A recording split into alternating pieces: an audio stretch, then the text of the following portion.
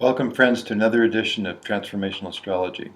We're focusing on these big lunations, the new moons and the full moons, and the new moon coming up next week on Wednesday, the 11th of November, is a really powerful one.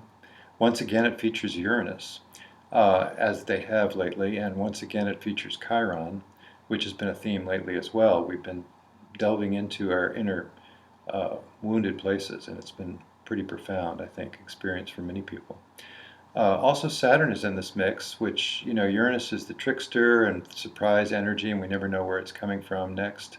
And Saturn kind of pulls us back into grounded reality, kind of a fun spoiler. Also, lessons, very important that lessons, long-lasting lessons, can be learned from Saturn. Before we get started, don't forget to subscribe to this YouTube channel. We want you to be up on what's happening, and so we want you to subscribe. And let's get started. Well, here's the chart of this new moon that's coming up on the 11th. And one thing we can see right away, that because the new moon is again at sort of these same degrees of 17, 18, 19 degrees of a sign, it's going to be aspecting to Uranus, which has now moved to 17 degrees of Aries. Both Uranus and Eris are in retrograde motion. So is Chiron. So is Neptune. So these are the retrograde planets in the sky right now due to the position of the Earth. Well, because the Sun and Moon are at 19 degrees, and this midpoint is about 19 degrees actually between the two, and Eris near Uranus emphasizes Uranus. It's a very strong factor in charts, Eris, as I've tried to demonstrate in my book, and I've been talking about quite a bit, and as it comes up all the time, every time I look for more evidence, it's just right there. It's a feminine warrior energy for soul purpose is what I call Eris. It comes from deep inside us. It's a place where we can tune into and find what we really believe, what we really sincerely believe, and we must stand up for no matter what.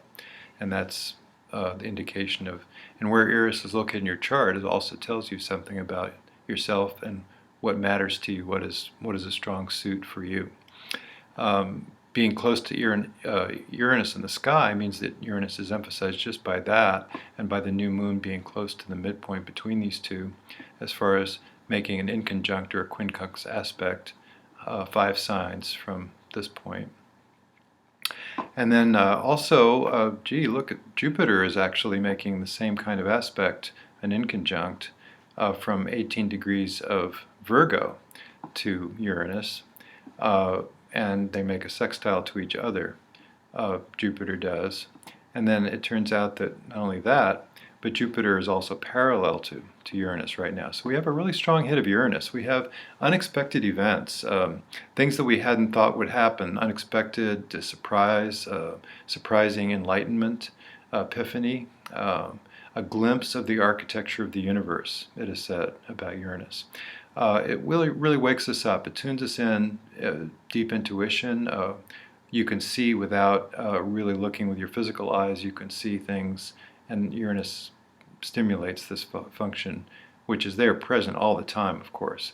But when we have a strong Uranus in the sky, and especially if it hits our chart, if you have something at 17 degrees of a cardinal sign, for example, you're going to really feel this extra hit, as we have been. The last few lunations have had strong Uranus, and it's really been powerful. It's tuning us in, waking us up a little bit. We see the campaign of Bernie Sanders. It's kind of a wake-up call, isn't it, about some of the things that are going on in our country and America right now.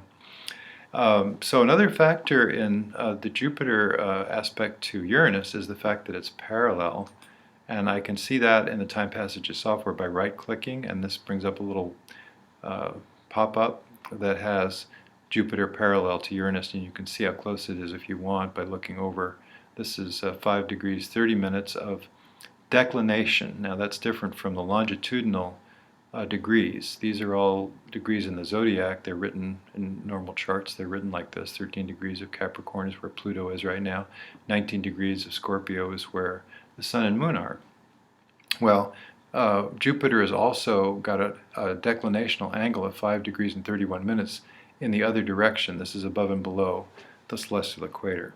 So Uranus, if I click on Uranus, we see that it's 6 degrees, so that's about half a degree off. It's very close. That brings an extra dimension into the chart, which is hard to see in a two-dimensional layout. Various different diagrams have tried to show it, and what we do in the Timepassages software, we use the interactive nature of the Timepassages, which means that you can actually click on Uranus in the first house and get an interpretation of that as well. But you can right-click on a planet, and it does tell you when the parallel exists. We know it's strong Uranus, and we know that this gives us kind of a predilection for running off the tracks and going our own way, and unique things happening, surprising events, as I say. And yet also Saturn is also emphasized in this configuration, being in the early degrees of Sag, 5 degrees of Sag. We have Venus at 3 degrees here of Libra, making a sextile, so that's pretty strong. It's coming on. Venus is getting closer and closer to 5 degrees, and that's a strong factor, bringing Saturn more directly into our awareness, affecting relationships somewhat, but just making a powerful factor, especially because the North Node and Venus are close together, so we have a strong relationship orientation right now. Another factor in this whole thing is when we consider the midpoint of Mercury with the Sun and Moon. Mercury is quite close to the Sun and Moon, so Mercury is also emphasized in this configuration. And when we can look at this and we can see, well, 19 degrees, 15 degrees, that's 4 degrees different. It's a little bit less than that because this is 15 degrees and a half, or 30 minutes. So actually that's around 17 degrees, and you can see that in the Timepassages software as well if you look at the midpoint tables. Let's see.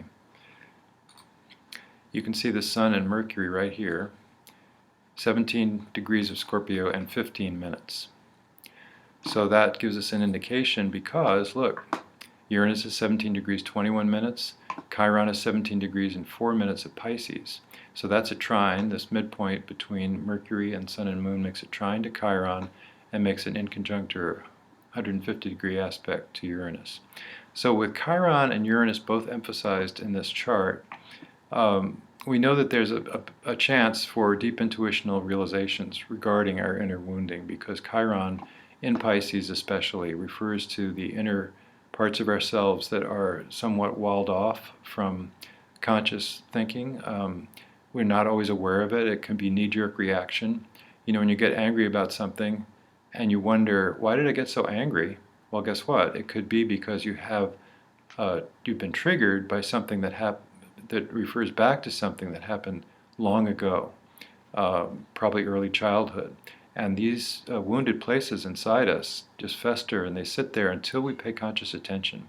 It's very important. So I just want to bring that to your attention right now, because it is a very powerful time of Chiron. Both the rest of this month, and it's been actually triggered by the most recent lunations of October as well. So ever since mid-October, we've been in this Chiron phase, a little bit of elevated Chiron, and it's true for the rest of November and on into December as well. So that's something to pay attention to. You know, Chiron, I refer to it sometimes as the shamanic path when you can tune into it, because you do get separated from ordinary reality when you go into these places within you that are different from what we normally deal with. We have to kind of half close our eyes to see ourselves in this way. And when we do, we can tune into places that we haven't really looked at for a long time, and we can get past these wounded places. We can silently witness what goes on instead of being reactive, and we can maybe, you know, mentally count to 10 and think about why that is. Why are we angry? We're never angry for the reason that we think we are, or why are we upset? And what is there about that person that bugs you? You know, somebody says when there's somebody that you just can't stand or rubs you the wrong way completely, and as soon as you lay eyes on them, that's probably something within yourself that you're being bugged about. That's you. So it's good to tune in to these places within us, and the fact that there's such a strong presence of both Mercury, actually Mercury with the new moon, and Chiron in that trine. It's a very good opening. It's a good opening to tune in and to apply our mental capabilities in another direction than just normal logic and normal business as usual. It's a chance to really tune in and figure out what's going on with us and do some healing, get past some of the tricky spots and parts of ourselves that we normally don't look at. So that's what's recommended. And I think that's about all I wanted to say about this new moon. It's a very powerful new moon for these factors, for Chiron, for Uranus realizations, for standing up for yourself too with Eurus, and also for this new moon that does feature in Scorpio. It features looking within, understanding a little bit more of what's deep inside us. The water signs are like that, especially Scorpio. And with Mercury there, we're using our mental capabilities in a different way to see what some of these things are about. Well, as far as resources go, you can't go wrong with Melanie Reinhardt's book, Chiron and the Healing Journey. A terrific book about Chiron, really goes into it in depth. Natal positions, also transiting. You know that the Chiron period is 50 years, so just like you have your Saturn return, you have your Chiron return at age 50, and that's a time when we tune in more fully to what is going on with our inner wounding. That's really what's happening there. We've been around for a while and we get to know what's going on, and we can work with it a little bit more clearly. And also the quarter positions, at age 25 or 26, we go through the opposition. And then there's the quarter positions, which are not easy to determine because of the elliptical nature of Chiron's orbit. So Chiron is fascinating and really timely, good thing to think about. Actually, the interpretations in Timepassages software are fantastic for Chiron. That's one thing I really did thoroughly when I created that software. And people have gotten a lot out of it. I've gotten a lot of praise for the depth of what we do when we talk about Chiron, both natally and in transit and in progressions. We cover Chiron in the chart in all ways, different ways, including what's happening currently. Wanted to mention also to subscribe to the YouTube channel. Don't forget to do that. I guess that's all. Oh, and then my book, Eris, which is called The 10th Planet, Revelations from the Astrological Eris, has been very well received. I think it really captured something about this new archetype of Eris, which, the first one of all these different categories of planets like Chiron was the first centaur to be discovered. Eris is the first planet beyond Pluto out in the Kuiper Belt to be discovered. There's more out there to be named and referenced, and they will turn out to be interesting in charts as well. But the very first one is kind of a big deal, and I think it's a planet for our times. Knowing that we have to fight for what we believe in, it's time to make a stand, make a difference in the world. All right, well that's it. Thanks for listening, and we'll see you in a couple of weeks. Bye now.